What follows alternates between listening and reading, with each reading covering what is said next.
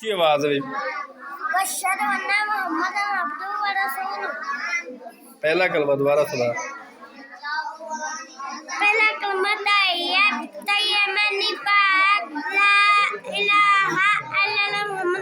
शाबाश। पहला कलमा ऊंची आवाज। पहला कलमा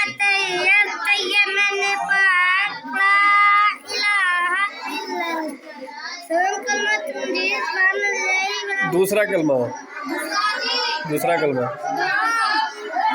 हाँ दोम कलमा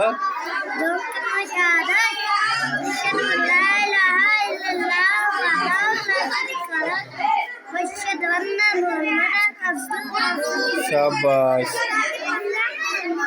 पहला कलमा सुना।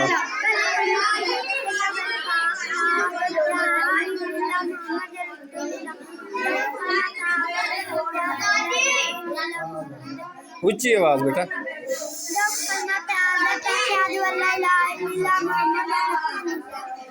शाबाश। पहला कलमा ऊंची आवाज।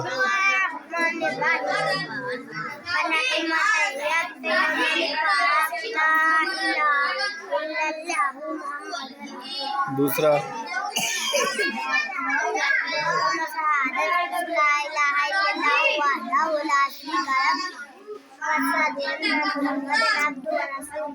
तीसरा तीसरा नहीं है पहला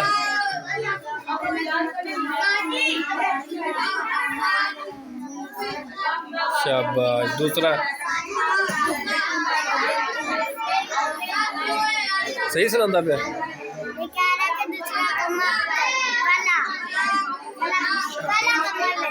दूसरा नहीं आंदा।